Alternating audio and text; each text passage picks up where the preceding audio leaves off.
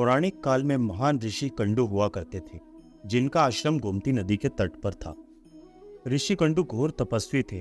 ऋषि को तपस्या में लीन देखकर देवराज इंद्र हमेशा की तरह घबरा गए। उन्हें यह डर सताने लगा कि कहीं ऋषि कंडू उनका स्वर्ग न छीन ले। इसी डर के परिणाम स्वरूप इंद्र ने ऋषि कंडू की तपस्या भंग करने के लिए प्रमलोचा नाम की अप्सरा को पृथ्वीलोक पर भेजने का निश्चय किया। एक संध्या नृत्य के बाद इंद्र ने प्रमलोचा को अपने पास बुलाया, फिर उसे अपनी सारी योजना बताई। बिना कोई सवाल किए प्रमलोचा इंद्र की योजना के मुताबिक पृथ्वीलोक के लिए प्रस्थान कर गई। पृथ्वीलोक पर प्रमलोचा सीधे वहां पहुंची जहां ऋषि कंडू तपस्या में लीन है। फिर प्रमलोचा अपनी शरारतों से ऋषि कंडू का ध्यान तोड़ने की कोशिश करने लगी। उसके बाद जैसे ही ऋषि की नजर प्रमलोचा पर पड़ी और वे उसके रूप और सौंदर्य को देखकर उस पर मोहित हो गए, और उसके बाद ऋषि कंडू प्रमलोचा के सौंदर्य में इतना खो गए कि उन्हें भोग विलास करते हुए 100 वर्ष बीत गए थे। तब प्रमलोचा ऋषि से कहती है, हे ऋषि, अब मैं स्वर्गलोक वापस जाना चाहती हूँ, इसलिए अब आप मुझे आज्ञा दीजिए।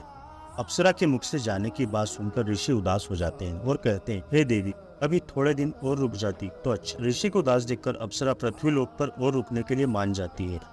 फिर उसी प्रकार ऋषि कंडू को भोग विलास करते हुए 100 वर्ष और हो जाते हैं। फिर एक दिन प्रमलोचा ऋषि से कहती है, मुनि, मुझे पृथ्वीलोक पर आए बहुत समय हो गया, अब मुझे स्वर्गलोक जाने की आज्ञा दे।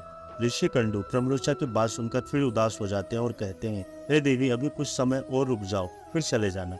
इसी तरह कई 100 वर्ष बीत गए, और जब भी अप्सरा स्वर्गलोक जाने की बात ऋषि से कहती और वो किसी न किसी तरह उसे मना लेते।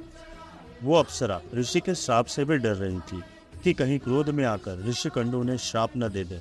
उधर महर्षि के काम वासना में लिप्त होने से अप्सरा के प्रति उनका प्रेम नित्य बढ़ता ही जा रहा था। तपस्या पूजा पाठ का त्याग कर रात दिन ऋषि कंडू भोग विलास में डूबे रहते। फिर एक दिन अचानक ऋषि कंडू बड़ी तेजी से अपनी कुटिया से निकले।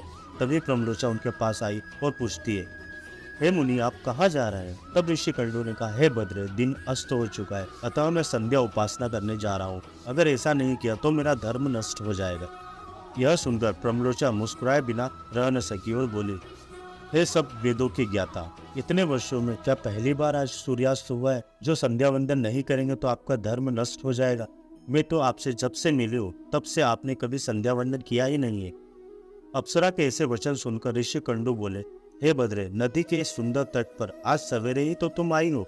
मुझे भली भांति स्मरण है, मैंने आज ही तुमको अपने आश्रम में प्रवेश करते देखा था। अतः अब दिन के समाप्त होने पर संध्या काल हुआ है।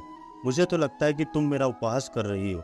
तब प्रमलोचा ने ऋषि से कहा, हे ब्राह्मण श्रेष्ठ, आपका यह कथन सत्य है कि मैं आपके आश्रम में सवेरे ही आई हूँ, परंतु आज नहीं। जिस सुबह में आई थी उस समय को तो कई 100 वर्ष बीत चुके हैं। यह सुनकर महर्षि कंडू घबरा गए और बोले, हे सुंदरी, तुझे मेरे साथ रमण करते हुए कितना समय बीत चुका है? तब प्रमलोचा ने बताया कि आपको मेरे साथ रमण करते हुए 907 वर्ष 6 महीने और 3 दिन हो चुके हैं। यह सुनकर ऋषि कंडू हैरान हो गए और बोले, हे प्रिय, क्या तुम सत्य कह रही हो या फिर मेरे साथ कोई मजाक कर रही हो?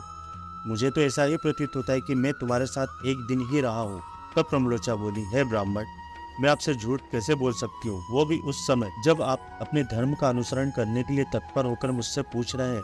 तब प्रमलोचा ने इंद्र की योजना के बारे में ऋषि कंडू को बताया कि आपकी तपस्या भंग करने के लिए मुझे यहाँ देवराज इंद्र ने भेजा है। इस प्रकार ऋषि कंडू ने प्रमलोचा के साथ कई 100 वर्ष